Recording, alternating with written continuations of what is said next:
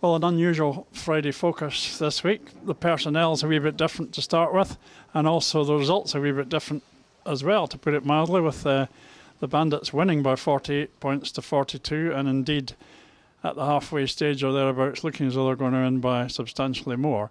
So I suppose the best thing the Monarchs can say is that they fought back pretty well. I've got Stephen Lumsden here. He was in the thick of it because he was in the pits, so he'll probably be able to give us a bit of an insight into how things were going. Any thoughts on why the Monarchs started so poorly? Quite literally in the thick of it as well with the mud. Nah, I don't know. We just weren't making gates. Berwick were. Simple as that. Obviously, when the track settled down a bit, we came into it a lot more, which was good and frustrating at the same time. But you know, we can moan about bad luck all we want, but we just simply weren't making the gates, and it was simple as that. Yeah, there's lots of things we could say. I think maybe had Joe been there scoring as normal, it could have been different, but we wouldn't fault Gino for effort, I'm sure of that. Gino done really well to come in, and especially with the conditions like that. Joe was always going to be a big miss, wasn't he? Always going to be a horrible miss. Hope he's doing well. Get well soon, Joe. But again, we can moan about bad luck all we want, but it's not going to change anything, is it? We didn't get a race winner till about heat 9, and then I think heat 8. That's right, and then we got quite a few over the latter stages. So it's the ultimate match of two halves, I suppose. That's a frustrating thing. I think were we 18 down at one point? 16. 16 pulled it back too little, too late. Yeah. But obviously we have to congratulate Berwick because they got right into it, and I'm sure at the halfway stage everybody just assumed they were definitely going to win, even though in the end it did get quite close. Yeah, well, speaking of Reg, and he was saying that there's only 2 points between the top and the bottom average, so they're a strong side right through.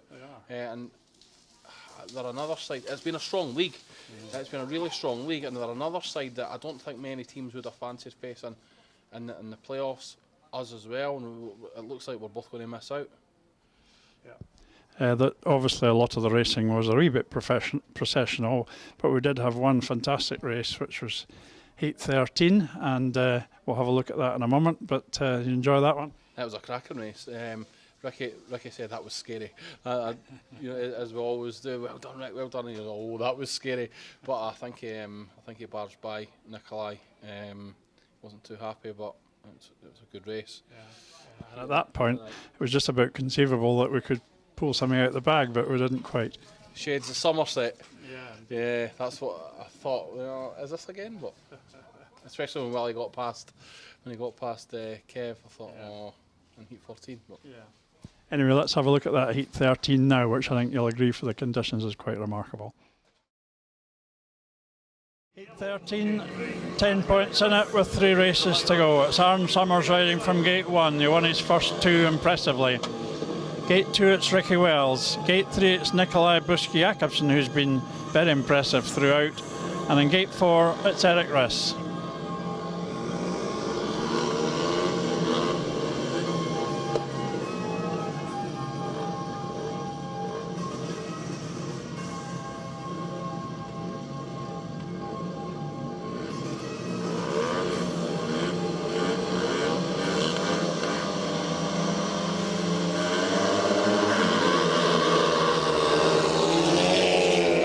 From gate 4, but he swung a bit too wide, has he? No, he's got back in front again.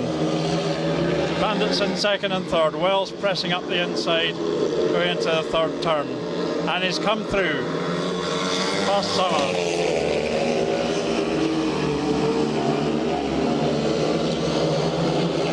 Tight between the front 3. Jakobsen's got a crafty inside line, so has Wells though. And he's come through.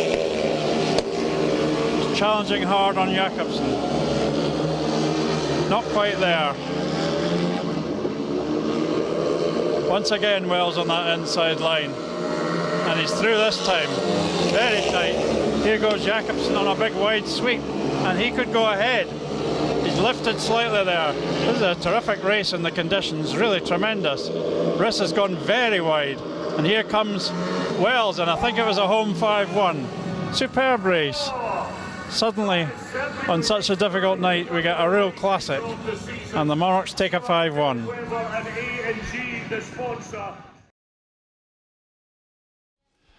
So we haven't caught up with any of the home boys to talk to them tonight, but they were off fairly quickly. But how downhearted are they, or do they just put it down to experience? I think they're quite downhearted. There's a few Victor's obviously. I know for working as closely with him as I do, I think he's quite downhearted. Just needed to be reminded that we were bottom of the league when him and Richie signed. Turned it round at Redcar. We seemed miles away for this point then, but probably quite downhearted. Not as bad as Glasgow, but it was certainly. Yes, we were very disappointing at Glasgow. But Victor got 7 on a bonus from 4 rides. Nothing particularly wrong with that. A quick, very quick time heat 8. He's quick out the start, so it was maybe going to suit him a wee bit more than some of the real racers on the team, you know, like Josh to name one. But yeah, it suited him a little bit more, I suppose. Probably unlucky not to score a wee bit more. Maybe a bit tougher, I don't know. And he could have conditions again, but could have been a bit more. And as I say, we didn't catch up with any of the home men, but we did talk to a couple of bandits. So we'll start off with David Howe. Got one of the victorious bandits here. They're all trying to dash off and get cleaned, but we've caught David Howe, a member of the victorious bandits. You wouldn't have expected to be 16 points up at the halfway stage, I don't suppose. No, it's a bit disappointing, to not get all the points in the end. At this time of the year, for what we needed, really needed a heat advantage in that last heat. So, at the end of the day, we've got to remember we've got an away win, but it feels a little bit disappointing, a bit bittersweet. But a few things went wrong for us in the middle of the meeting. Obviously, then the track started to get a bit more to the Edinburgh team's liking, I suppose, and they pulled it back. But fantastic result for Berwick and where we've come in the last 12 months or 18 months. So we've got to look back at that, really. Yeah, you're certainly the only ones to win here in the league this season, and this is the Monarchs team with changes that's supposed to be pretty good. So I think you should feel pretty proud. Well, considering everybody said we were going to finish bottom, pretty much. It's, like I say, it's quite an achievement. I'm proud of the boys. A couple of things along the line. We could have been in a lot better position in the league, we'll see what happens tomorrow at Ipswich, and then we'll have to wait and see. Yeah. And I know that you'd had your crash last weekend on grass track, I think, didn't you? And then tried to ride when you probably weren't fit in your previous match. But you okay tonight? I don't think I'm 100%, and certainly my bikes weren't. I'm not sure I did 4 laps on my bike. I'm okay. My neck still hurts a bit. I tend to think if that crash had been in England, I would probably have to have 9 days out. But it was in Holland, so I didn't. But yeah, it's what it is. I'm all right. I can still talk. They shone a light in me eye at the doctors and told me I was still alive. So. Well, I'm not sure what your chances are in the playoffs now. It's all happened so quickly that I can't keep up.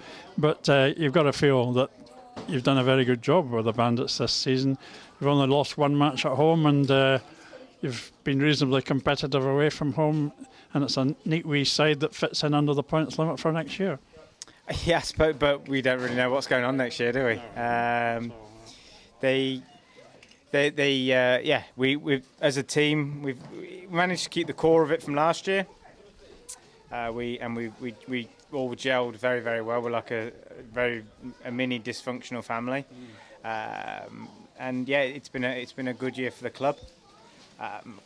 There's no standout stars really. We've all had as really good meetings. We've all had as average meetings. We've all had bad meetings, but we managed to cover for each other most of the time. So round home, we've been very competitive, very strong. Just not quite there in away matches. We tend to start well and throw it away in the middle, and it was looking that way again tonight. But I think once we look back, the fans and the management could be proud of their team. Definitely. Well, you've got a little jaunt to Ipswich now for tomorrow. That's what it's like in Speedway, isn't it? Oh, that's a shame. But very well done tonight anyway, and it's nice to see you going well. Thank you very much. Cheers. So there weren't really any standout bandits. They all had some good moments, and that's the way they've been all season. That's the kind of side they are. They all pop up and get a win or two, and on tonight's it's been too much for us. Yeah, I think Scott very deliberately built the team to be like that. Again, strong right through. Entertaining to watch as well, to be fair. You know, it's a lot of old heads there with Kevin and David, and obviously he'll probably not like me for saying this, but Aaron as well. He's a very experienced rider, so yeah, a lot of Theo. So a lot of experienced riders who can adapt well to conditions like this. So. And the other bandit that we caught up with at the end of the meeting was their captain, Kevin Doolin. The Bandits captain, Kevin Doolan's always smiling, win or lose, but you've certainly got something to smile about tonight, a terrific victory. Yeah, it's always good to get a win at Edinburgh, so no, really happy. I mean, the boys, they never give up, they keep plugging away. I mean, a lot of teams this time of the year will, in our position, maybe give up and head for an early shower and, call it quits and look towards next year, but our boys just keep fighting and, we're still in a chance with the playoffs. It's a slim chance, but with the spirit that we've got, we're not going to give up to the end. Yeah. I don't think there would be a lot of people that would have you marked down for a win tonight, but obviously track conditions were a bit different from usual, and you adapted far better and made such superior starts in the early stages. Yeah, we're just one of those teams at the moment where we're keen and we're hungry and we're ready to take on any situation. So 10% hesitation from the home team means a 30% extra energy from ourselves. So we are that team at the moment. We've been getting better and better all year, and we still haven't been 100%, but at the same time we've been getting some great results. Yeah, and your number 7 was pretty impressive. He wasn't bad, was he, for an old boy? No, the team that we've got, I think all of us at one point in the season have been around that 6 point something average, so it's been that close between us all. So I've rode at number 1, and a month later I missed out on being reserved by 0.2 of a average. So it is just one of those. We've got a very consistent side, and we've got a really good team bond, so we're pushing 100%. Yeah. I don't think any of us worked out yet who's still got chances in the playoffs, but possibly Berwick do. You think you can pick up something at Ipswich tomorrow? Well, the idea is to go there and get 4 points, as was the idea here tonight. But we know it's not that easy. We know that whether we get a win or whatever else, we need a little bit of luck to swing our way. So I think if we were to go there tomorrow and get a draw or less, then it's probably game over. But I haven't done the maths, so I don't really care. As long as these boys are going and giving 100% and our fans are happy and we put on displays like tonight, we know that we've built Berwick Speedway into a good place over the last 12 months, so we're pretty happy with that. Yeah, and the team, if things were the same next year, which nobody can say, you could fit this team, I think, back in under the points limit. Yeah, it is how it's working. We've not over-excelled ourselves. As I said, we've not had that hitting 100% yet. So our team would actually fit into the averages again. So if we were to start next season the way we are now, we'd be pretty happy with that. But we'll see what changes. They might bring in purple helmets and all sorts of stuff between now and then. And as captain, do you have to work hard, or do they all just go anyway?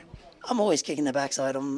There's always something. I mean, start of the season, I'm always geeing them up and making sure everybody's focused and stuff like that. And then the middle of the season's a bit easier to manage. You don't have to go around and switch them on. They're ready. They're keen. They've got their heads together. It's more just about making sure that everyone's happy and they've got their setups going the way they want. And then it's at the end of the season, making sure there's nobody tailing off, and making sure there's nobody sort of getting tired of the season and stuff like that. So it's something I take on my shoulders because I want it. It's not something that's forced upon me. But there is times in the season when you do stress out about somebody else's problems rather than your own. Okay, Kevin, well, you've done a great job tonight, and congratulations. Thanks, guys. See you soon. So from our point of view, we're out the playoffs definitely now. I think we were probably out before tonight's match started. We'll see how things pan out. But very much still plenty to go for because we're going to race the Cup semi-final in a couple of weeks' time. Yeah, I think it's working. Is it confirmed it's Workington? Not yet, but Yeah, yeah. So Workington won't like coming here. Equally, they've beat us here. We ran them quite close twice down there, so it should be that should be a really good meeting. So looking forward to that. Yeah, and that'll be it for the season then. No league title this year, but you can't win it every year. We've won it 5 times in recent memory, so nobody else can say that. That's it. Is it? I think this might even be the first time that we've ever missed out in the playoffs. So frustratingly, so again, the strongest the league's been for a while, I think. So we'll be hoping that for the Cup semi-final we don't get a very, very, very wet track. No, well, that's it. That's it. Yeah, definitely not. Okay, Stephen, thank you very much. And on a bit of a chastening night at Armadale, that's it from the Friday Focus team.